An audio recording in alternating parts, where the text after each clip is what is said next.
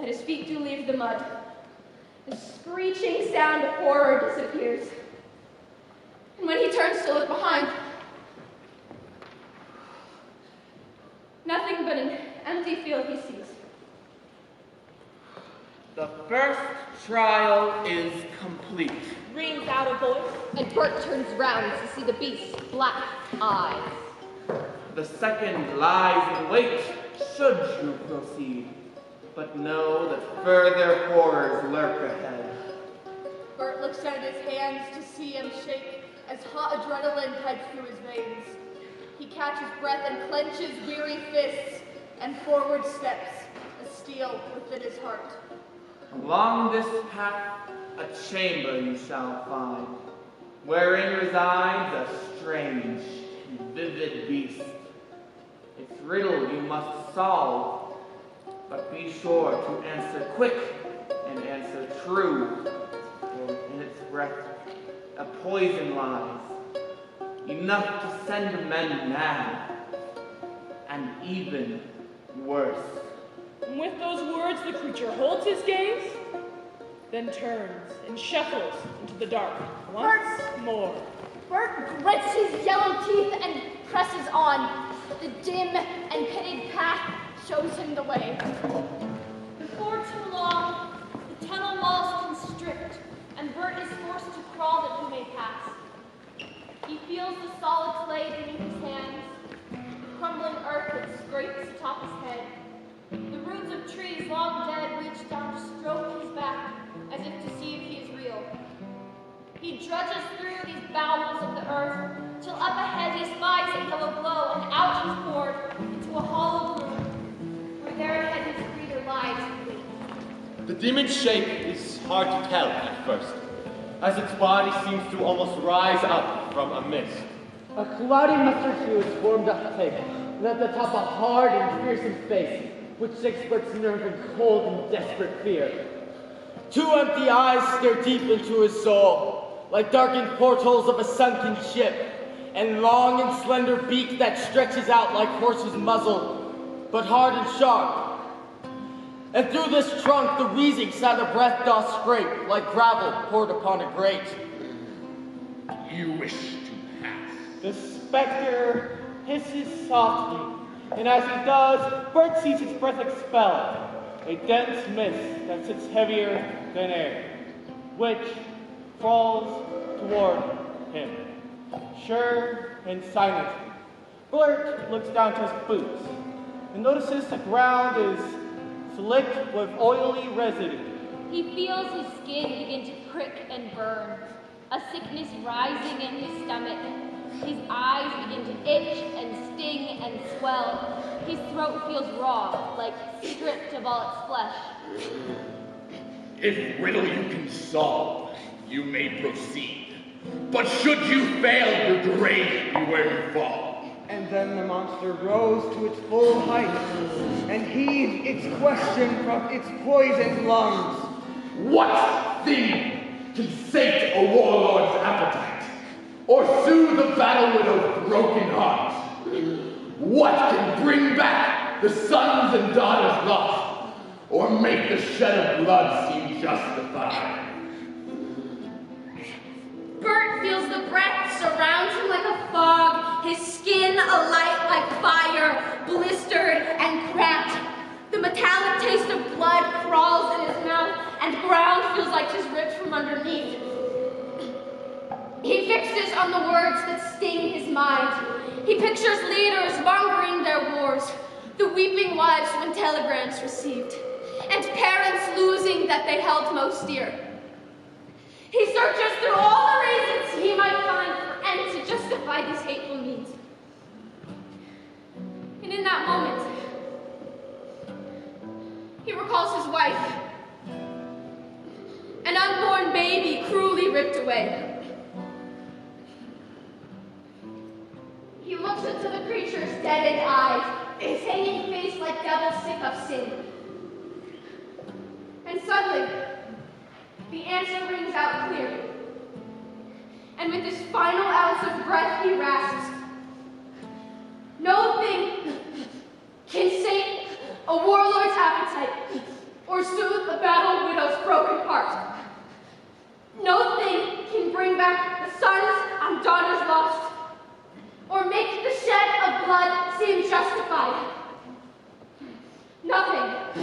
That is the answer that you seek. And as those words escape Bert's cracking lips, the beast evaporates into the air. Its heavy skull dropped empty at Bert's feet, leaving nothing but a cloak of mist behind. With no breath left, Bert falls down to his knees and pulls the creature's mask upon his face. Then, just like icy water from a spring, he swallows gulps of air and fills his lungs. And through the windows of the creature's eyes, he finds his feet and passes through the fog. He staggers further through the darkened lanes, his heart emboldened with each taking step, his eyes adjusting to the lack of light as if becoming part of this dark world. The passage widens to a chambered hall, with pillars grand, stretched down from ancient roots that twist and gnarl, like oaken limbs entwined. The bodies of the gods laid down to sleep. Set deep within the roots there lies a door that looks though it had stood since dawn of time, and built either to keep unwanteds out, or perhaps to hold something far worse inside. Sitting high against the tangled webs of branch, the woven creature watches blankly on. You've reached the final trial of your quest, and with it comes the chance to prove your worth.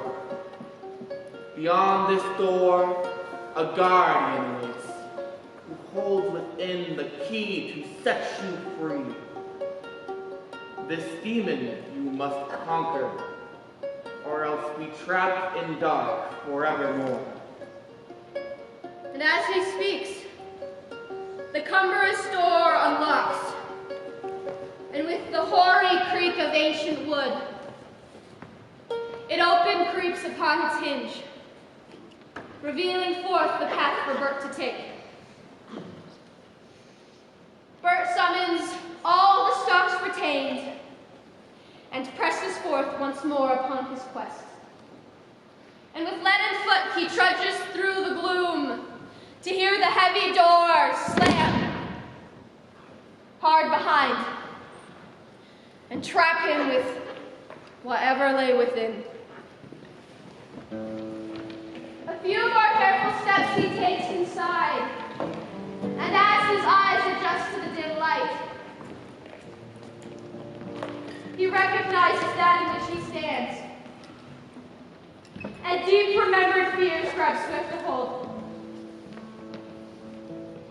He finds himself stood in familiar trench, like that in which he lived for countless days. The filthy rutted duckboards underfoot, the sodden sandbags stacked against the mud, the signs of soldiers littering the way. A stench of death and excrement abides. The pools of sludge all mixed with rum and blood, old boots and rats, and relics of those lost. Endless wire like barbed and bloody bunting to celebrate the horrors all around. Stood lurking in the dark of the foxhole, face obscured beneath its heavy helmet, a figure hunches, fearsome in its sight, drenched in steely gray of enemy garb. The creature turns to Bert, and without any thought, it lunges toward him, rabid in its pace. Bert's instincts pull his hand toward his hip, but the weapon was lost long along the way. And before he even has a chance to think, the figure smashes heavily upon and rushes Bert's body hard into the face. With fever capable from only man who knows, kill or be killed is all that stands. The battle that doth follow hath no grace. There's no heroic ballet to behold. Just feral, desperate creatures battling, not for honor or country, just their life. The stamp of a boot and hammer of fist thump dull against the living bone and flesh. And fingers claw and tear and gouge and tighten rough around the opponent's necks. Faces are pushed beneath the sickly mud, and sticks and bricks and elbows utilized.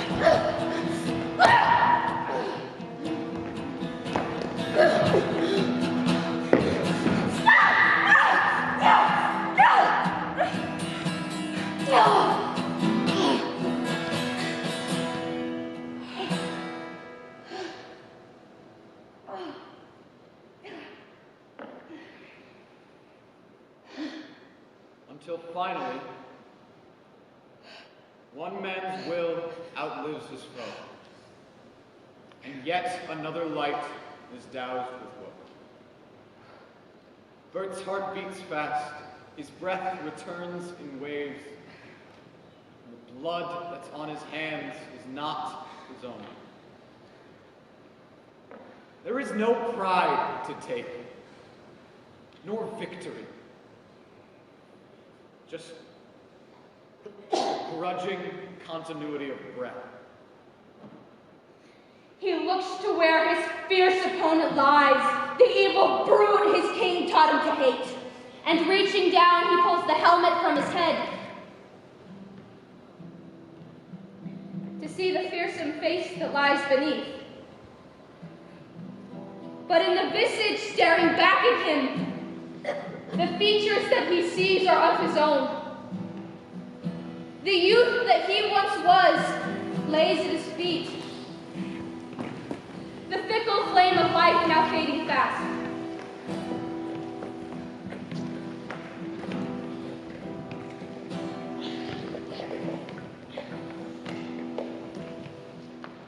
Bert barely recognizes in his eyes the child that once existed in its place. And he could do nothing but hold him close and comfort him as death's cold rattle shakes. Tears come not, just emptiness resounds. Another penny falling in the drum. There are no sobs within with which to grieve. No curses left to shriek into the sky. But as Bert holds the broken body close, he feels its flesh surroundings start to shake. The uniform begins to stretch and tear as bones beneath begin to change their shape. Bert takes a step back, his eyes are wide in disbelief at what he sees before. Where once was skin, now scales start to form, hard, bony ridges piercing through its hide. Where fingernails should be, now claws emerge, and grows a tail like serpent from the sea. The face, no longer recognized as man, shows teeth and snout in snarling, smoking breath. And finally, bursting from the creature's back, two giant wings stretch forth like angels' limbs.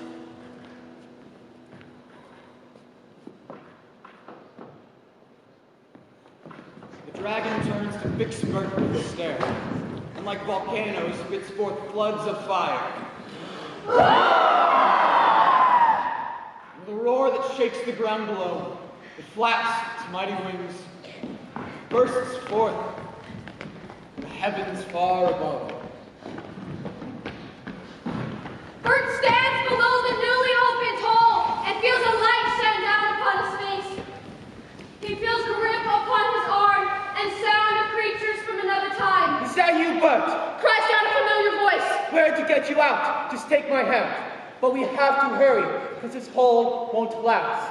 With this one final push, you'll be free.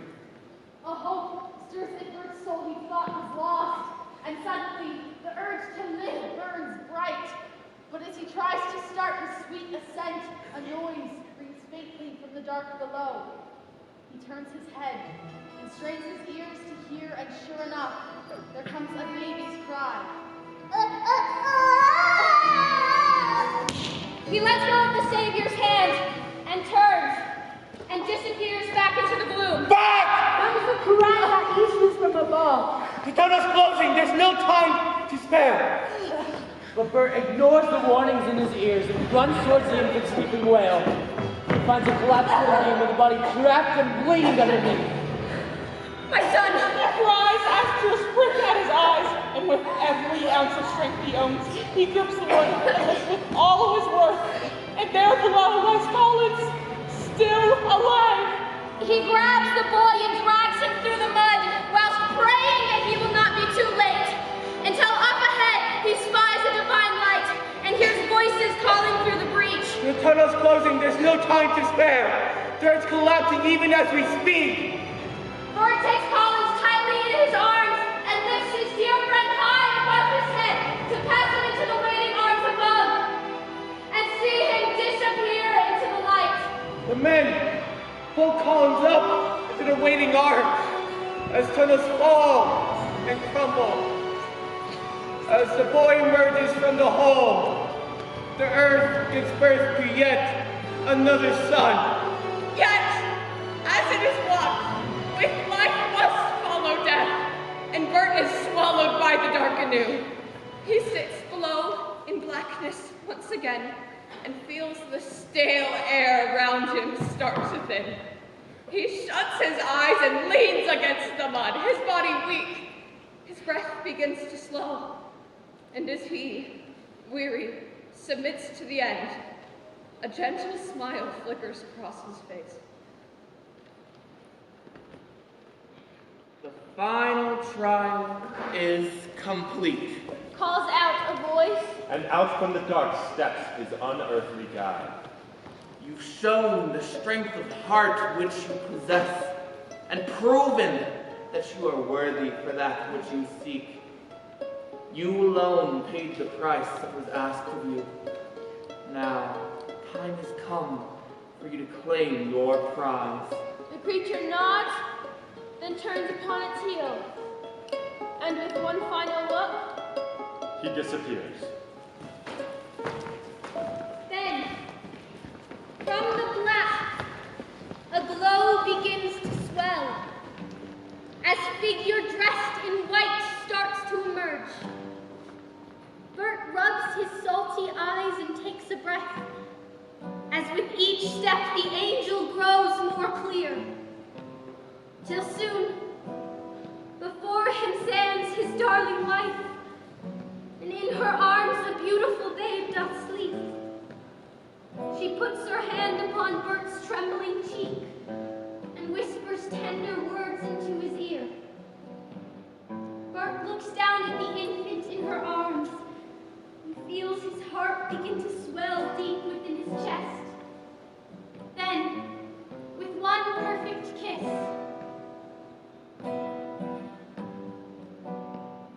she takes his hand and leads him gently toward the brilliant light. And with each step a weight